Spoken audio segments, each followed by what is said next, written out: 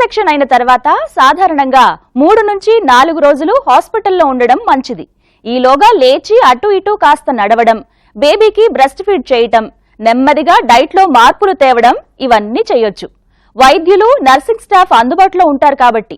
ఇక C section తర్వాత ఎదురయ్యే కాస్తో కూస్తో ఇబ్బందులన్నీ కూడా తేలిగ్గా అధిగమించవచ్చు. సి సెక్షన్ రికవరీలో మరిన్ని విషయాల గురించి ఇప్పుడు తెలుసుకుందాం.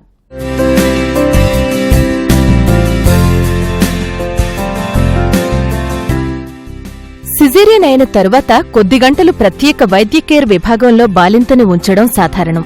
ఈ కొద్ది గంటల్లో బాలింత కండిషన్ని చాలా క్లోజ్ గా మానిటర్ చేస్తూ ఉంటారు వైద్యులు. ముఖ్యంగా డెలివరీ తాలూకు బ్లీడింగ్, గర్భసంచి తిరిగి యథాస్థితికి చేరిందా లేదా ఇలా పలు అంశాలను చూడడం తప్పనిసరి. SICUలకు నుంచి అంటే సర్జికల్ ఐసీయూలో మనము కాళ్లకి సెన్సేషన్ వచ్చే వరకు ఉంచడం జరుగుతుంటుంది. అప్పటి వరకు వాళ్ళకి urinary catheters plus BP monitoring, pulse monitoring, urine output ఎలా ఉంది, ఆ టైంలోనే మనకి మన పల్స్ రేటు అవన్నీ చూడటం అన్ని జరుగుతుంటుంది. యూట్రస్ నార్మల్ సైజ్కి వచ్చిందా, ఎక్కువ బ్లీడింగ్ అవుతుందా, ఇవన్నీ మనకు ఐసీయూలో జరుగుతుంది. 4 అవర్స్ తర్వాత కాళ్లకి సెన్సేషన్ వచ్చేసిన తర్వాత క్యాథెటర్ తీసేసి అమౌంట్ ఆఫ్ బ్లీడింగ్ అది చెక్ చేసి యూట్రస్ ఇంకా కంట్రాక్టెడ్ ఉందా లేదా ఇవన్నీ చూసుకున్నాక పల్స్ అని నార్మల్కి వచ్చాక లేసి కూర్చోపెట్టి కొంచెం సేపు అయ్యాక కొంచెం లిక్విడ్ డైట్ స్టార్ట్ చేస్తాము. సిజేరియన్ లో ఇచ్చే మత్తుమందు కారణంగా శరీర క్రింది సగభాగంలో సర్జరీ తర్వాత కూడా ముద్దుబారినట్టు ఉండడం సాధారణమే. ముఖ్యంగా కాళ్లలో నమ్నెస్ బాగా ఎక్కువగా ఉంటుంది. డెలివరీ అయిన 4 గంటల్లోపు ఇది సాధారణంగా సర్దుకుంటుంది. ఈ సమయంలో లిక్విడ్ డైట్ మొదలు పెడతారు. లిక్విడ్ డైట్లో కొబ్బరి నీరు శ్రేష్టమైనది. డైట్ మొదలు పెట్టడంతో పాటు ఇంతకు ముందు చూసినట్టు బాలింత చేత కొద్ది కదలికలు చేయిస్తారు. సిజేరియన్ కాగానే మొదటి మూత్ర విసర్జన, మల విసర్జన కొంచెం ఇబ్బంది పెడతాయి. ఇదంతా కూడా గర్భసంచి సర్జరీ సమయంలో ప్రభావితం కావడంతో దాని చుట్టుపక్కలుండే అవయవాలు కూడా కాస్తో కూస్తో ఒత్తిడికి లోనవుతాయి.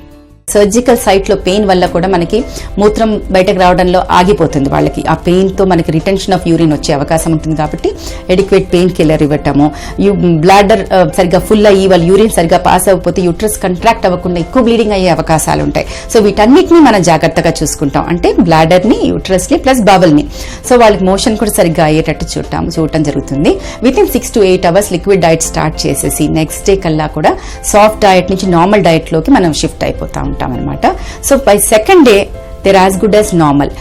సిజేరియన్ అయిన తరువాత కాళ్లలో వాపులు సాధారణం. ఇంతకు ముందు చూసినట్టు అనెస్థీషియా కారణంగా కాళ్లలో స్పర్శ కోల్పోవడం వెనక కాళ్లలో రక్తనాళాలు యాక్టివ్గా లేకపోవడమే. ఇదే కారణంగా కాళ్లలో వాపులు కూడా వస్తుంటాయి. డెలివరీ అయిన తరువాత వదులుగా అయిపోయిన అబ్డామిన్ భాగాన్ని గట్టిగా పట్టి ఉంచేందుకు అబ్డామినల్ బెల్ట్ కూడా మరుసటి రోజు నుంచే వేసుకునే వీలుంటుంది. దీనికోసం ప్రత్యేకించి సిజేరియన్ అయిన తరువాత వాడుకునే బెల్ట్నే ధరించాలి. సరిగ్గా నడుస్తున్నారా? డెలివరీ తర్వాత కొంతమంది కాళ్లలోకి వాపులు వస్తాయి. అది 10వ రోజుకి అలా తగ్గుతాయి. సో దాని గురించి వరి అవ్వాల్సిన అవసరం ఉండదు. As long as BP normal గా ఉండి రక్తనాళాల్లో గట్టకన్నంత వరకు ఇంతవరకు that oedema feet is only because of Venus incompetence. అంటే రక్తనాళాలు కాళ్లలో ఏవైతే ఉంటాయో అవి సరిగ్గా మనం ఈ నీరుని వెనక్కి తీకపోవటం వల్ల ఉబ్బటం అనేది జరుగుతుంటుంది.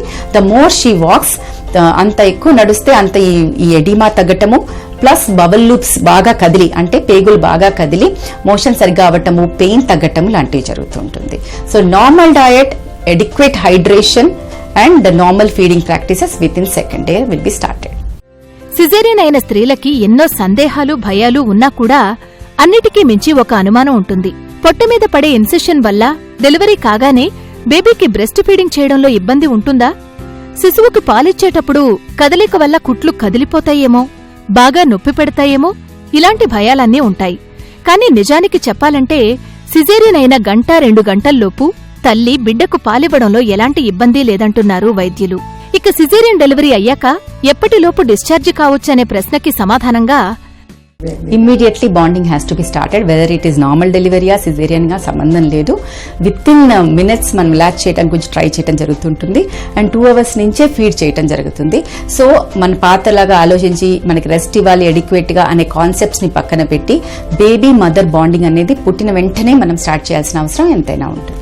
సో ఇప్పుడున్న అడ్వాన్స్డ్ టెక్నిక్స్ తో మనం ఏదైతే సర్జరీస్ చేసి మనం తొందరగా పేషెంట్స్ ని నుంచోబెట్టి నడిపించి నార్మల్ డైట్ కి తెస్తామో, హాస్పిటల్ నుంచి మనం ఎప్పుడు పంపిస్తాము అంటే సూచర్స్ మాత్రం డెఫినెట్ గా 1 వీక్ తర్వాత తీస్తాం, సూచర్స్ ఉంటే గనక. అబ్సార్బబుల్ సూచర్స్ అయితే అవి ప్రాబ్లం ఉండదు.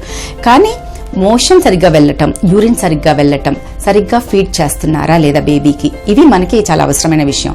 So 3rd post operative day అంటే ఈ రోజు చేస్తే నెక్స్ట్ డే వదిలేసి ఆ next day 2nd post op day are at the most 3rd post op day paediatrician side నుంచి బేబీకి బిలిరుబిన్ అది నార్మల్ ఉంది, బాగా పాలు తాగుతుంది, వాళ్ళ వ్యాక్సినేషన్స్ అయిపోయాయి అనుకున్నప్పుడు 2nd to 3rd post operative డేలో మనం డిశ్చార్జ్ చేయడం జరుగుతుంటుంది. డెలివరీ సి సెక్షన్ ద్వారా అయితే డెలివరీ సమయంలో బ్లడ్ లాస్ కారణంగా కొంత వీక్నెస్ ఉంటుంది. ఇది సాధారణమే.